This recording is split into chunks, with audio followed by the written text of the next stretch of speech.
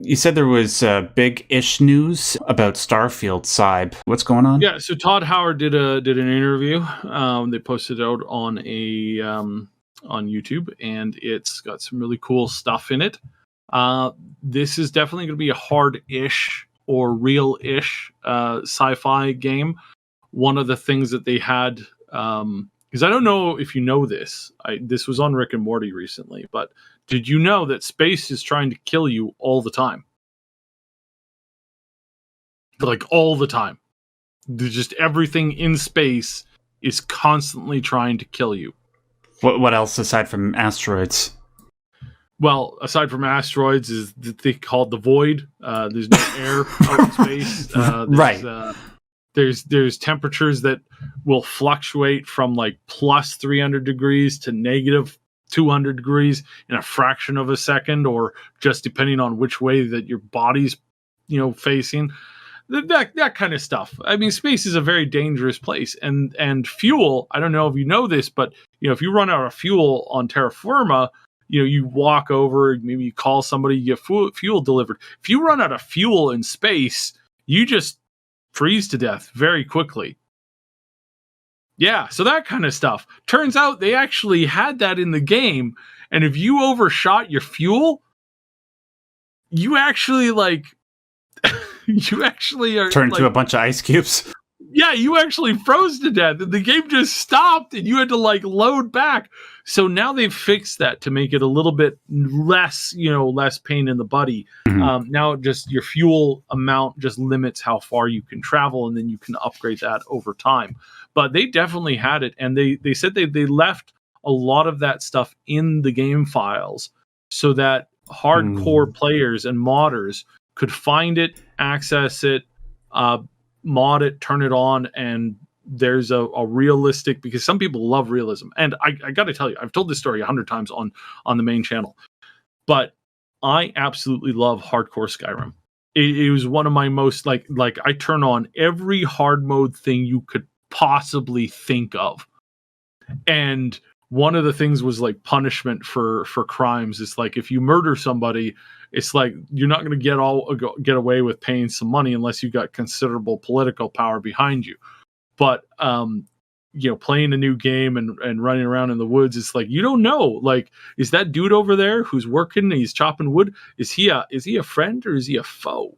Is he somebody who's is he going to pull out his axe and kill you? Because that's literally what would happen, especially playing the way I play. It's like somebody hits you in the head with an axe, you're just dead. There's no coming back from that.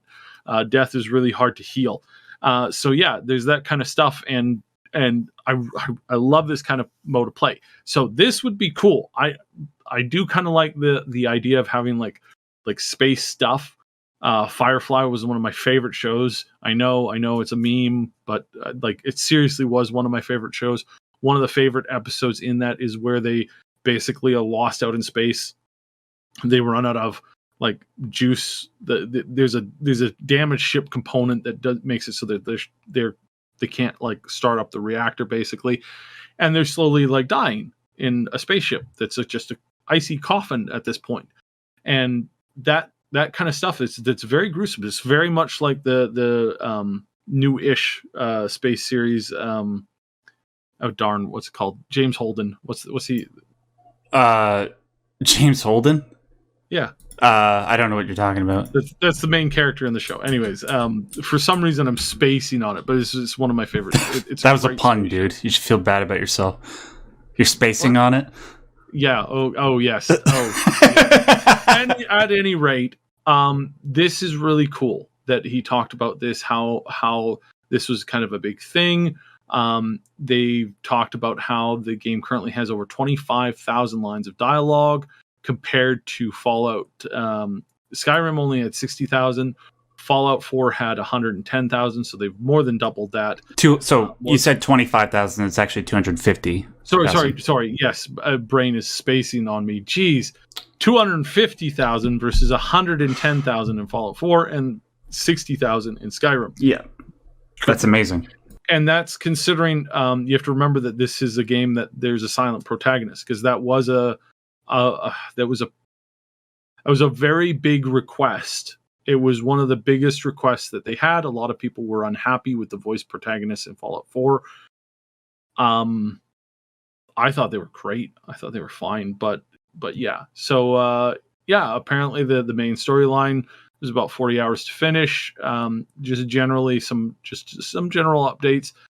I think the game is looking really good. I would encourage you, don't pre-order, because pre-ordering is always bad. Unless you're going for a collector's edition that has like limited time stuff and you're okay with that game being garbage. That's the only time I think you should pre-order. Right. But past that, yeah, I look at this stuff and I look at the news coming out and I go, this is looking really good. I'm seeing a lot of positivity here. I'm hopeful that we're going to see something good here. I'm hopeful that they've improved a lot. One of the things that they improved is that you can take traits have positive effects and negative effects. If you're tired of dealing with the negative effects, there's a way to get rid of that trait so you don't have to deal with that anymore. Oh, good. Stuff like that that's very like gamer friendly. I lock in my traits. I know, like, grew up playing Fallout 2. I love the negative traits of Fallout 1 and Fallout 2, where it's like you're scrawny. You have a cap on this, but you can do more of that. I love that kind of stuff in RPGs. It really makes you feel like you're playing your character. I want hundreds of traits that have hundreds of different positive and negatives, and then I want to go through that. I want to pick them out, kind of like, take a choice, custom create something. I love doing that for my RPGs. I even love doing that for my 4X games. I love games that allow you to like custom build your race. Stellaris is a great example where you go in and you make a race of aliens that are very smart, but they're not very. They don't reproduce fast. They live long. They're really smart, but they're suffer from impotency problems. It's like, that's cool. To make that is cool. Right. That kind of stuff is cool to have in a game that adds that flexibility, that adds that depth of like, that's a race that does that. There's a flying group of races that do this. That kind of stuff is cool. We're getting that return to that more heavy RPG elements. We're getting a lot of those heavier RPG elements returning in this game from games like this Skyrim that have been removed out since Oblivion, since Morrowind. They really kind of like dumbed those games down in the terms of like how deep your character creation was, how deep your character sheet was. Basically, back in Morrowind, it was like you had so many skills that were all over the place, and then they just like made it a single window in Skyrim. So really looks good. I'm very hopeful for Skyrim. For Skyrim. I'm really hopeful for Starfield, and I really don't want to get spaced anymore. Right. Yes. Even if, God forbid, knock on wood, this doesn't happen, if the game isn't good, remember, it is a Bethesda RPG. They are going to make the modding tools available to us, and then over time, people will be able to fine-tune the game to make it what they want, and there's never been, arguably, a better canvas to do that than what we're getting with Starfield. 1,000 planets? Come on. So, yep, I'm still very excited for the game. Hopefully they'll iron out some of the fidelity stuff, the drops in frames like we saw with that original trailer. Still very excited.